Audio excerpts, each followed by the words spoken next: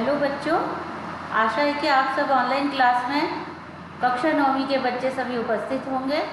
आज हम पिछली कक्षा का जो पढ़ा हमने दो बैलों की कथा, उसके कुछ क्वेश्चन आंसर अपने रह गए हुए थे, उसका प्रश्नों का अभ्यास करेंगे हम।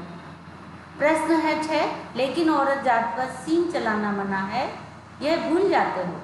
हीरा के इस कथन के माध्यम से स्त्री के प्रति प्रेमचंद के दृष्टिकोण को स्पष्ट कीजिए। उत्तर है, प्रेमचंद के मन में नारी जाति के प्रति सम्मान की भावना थी। नारी का स्थान समाज में सर्वोपरि है, वह पूजनीय है, इसलिए नारी पर प्रहार करने को अमानवीय कहा गया है। प्रेमचंद ने अपनी रचनाओं में स्त्री पात्र का आदर्श रूप प्रस्तुत किया है तथा इन्होंने स्त्री प्रधान रचनाएं भी की हैं।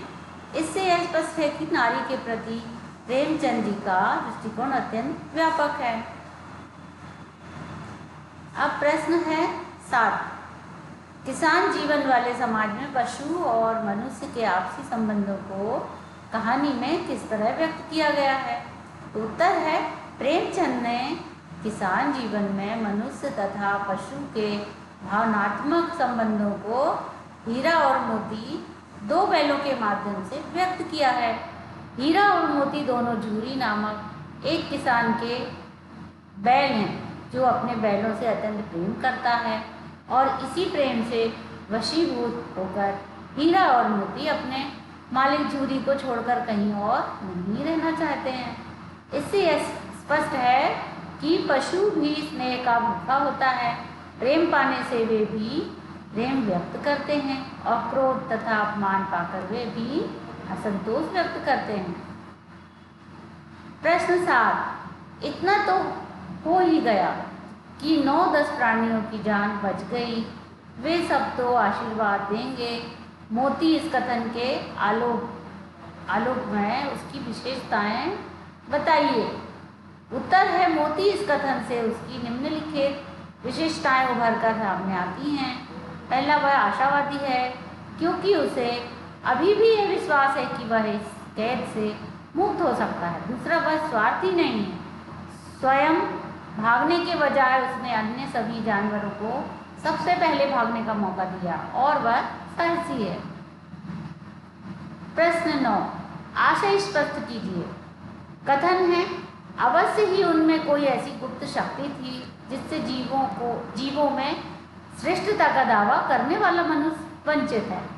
खा है, उस एक रोटी से उनकी भूख तो क्या शांत होती, पर दोनों के हृदय को मानो भोजन मिल गया। उत्तर है, कथन का यहाँ लेखक का आशय पशुओं के आपसी स्नेह से है। पशु एक दूसरे के विचार, भाव तथा शब्द इतनी आसानी से समझ जाते हैं जो मनुष्यों में देखने को नहीं मिलता।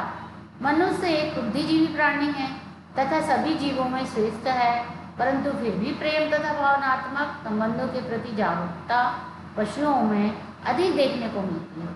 खा का उत्तर है, यहाँ मनुष्य तथा पशुओं के आत्मीय संबंधों को व्यक्त किया गया है। दिन भर भूखा रहने के बाद भी उस छोटी सी लड़की द्वारा दिए गए रोटी से उनकी भूख तो नहीं मिलती थी, परंतु दोनों के हृदय को संतुष्टि मिलती थी क्योंकि लड़की से उनको आत्मीयता हो गई थी। प्रश्न 10, गया ने हीरा मोती को दोनों बार सूखा भूसा खाने के लिए दिया क्योंकि का गया पराये बैलों पर अधिक खर्च नहीं करना चाहता था। हाँ, गरीबी के कारण खली आदि खरीदना उसके बस की बात ना थी। गा, वह हीरा मोती के व्यवहार से बहुत दुखी था। घा, उसे खली आदि सामग्री की जानकारी ना थी। सही उत्तर के सही निशान लगाइएगा। अब उत्तर है, गा का, वह हीरा मोती के व्यवहार से बहुत दुखी था। प्रश्न 11, हीरा और मोती ने शोषण के खिलाफ आवाज उठाई, लेकिन उसके लिए प्रताड़ना भी सही। हीरा मोती की इस प्रतिक्रिया पर तर्क सहित अपने विचार प्रकट करें।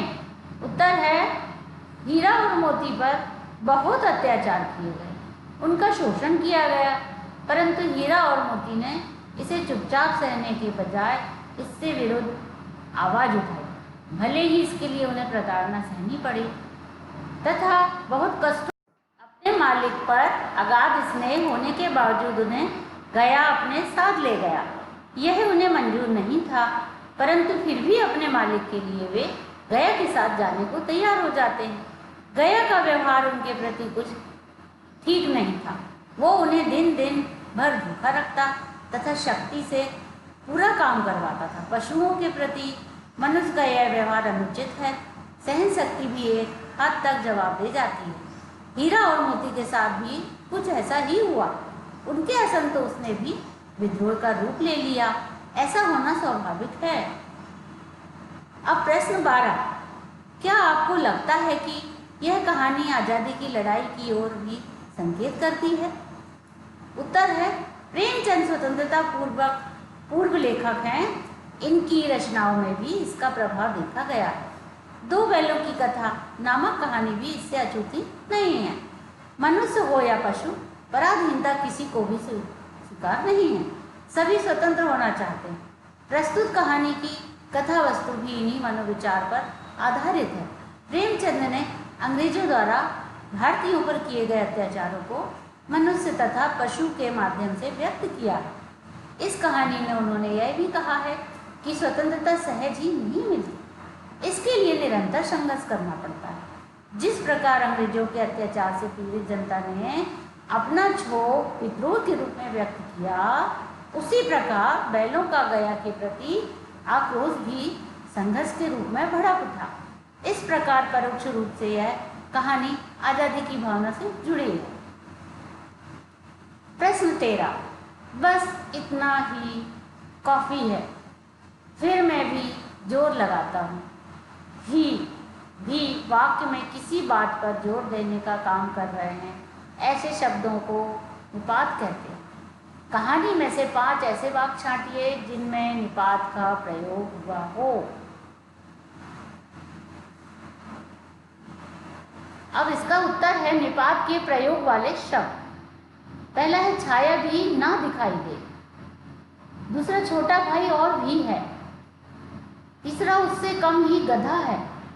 चौथा ज़्यादा से ज़्यादा बोझ। पांचवा बेगानों से लगते थे। अब प्रश्न 14, रचना के आधार पर वाक्य भेद बताइए तथा उपवाक्य छांटकर उसके भी भेद लिखिए। का है दीवार का गिरना था कि अधमरे से पड़े हुए सभी जानवर चेत उठे। खा है सहसा एक डढ़ियाल आदमी जिसकी आंखें लाल थीं और मुद्रा अत्यंत कठोर आया। गा हीरा ने कहा, गया के घर से नाहक भागे। घा मैं बेचूंगा तो बिकेंगे। दा है अगर वह मुझे पकड़ता तो मैं वे मारे न छोड़ता। उत्तर है इनके का में दिया है। यहाँ संयुक्त वाक्य है तथा संज्ञा उपवाक्य है। खा में यहाँ मिश्र वाक्य है, विशेषण उपवाक्य है। गा यहाँ मिश्र वाक्य है, संज्ञा उपवाक्य है। और घा में यहाँ संयुक्त वाक्य है, क्रिया विशेषण उपवाक्य है। डा में यहाँ संयुक्त वाक्य है, क्रिया विशेषण उपवाक्य है। अब प्रश्न 15, कहानी में जगह जगह मुहावरों का प्रयोग हुआ है। कोई 5 मुहावरे छांटिए और उनका वाक्यों में प्रयोग कीजिए। तो उत्तर है हिम्मत हारना। हिम्मत हारना यानी निराश होना। इस असफलता के बाद राहुल हिम्मत हार गया है। टकटकी लगाना यानी निरंतर देखना। वह दरवाजे पर टकटकी लगाए देखता रहा।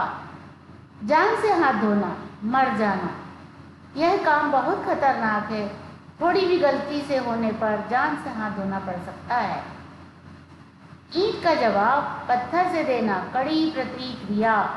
युद्ध के मैदान में भारतीय सैनिकों ने दुश्मन की ईंट का जवाब पत्थर से दिया। 5वां था दांतों पसीना आना यानी कठिन परिश्रम करना। इतना भारी सामान उठाने से राकेश के दांतों में पसीने आ गया। और घर में सारे आंसरों को याद किया।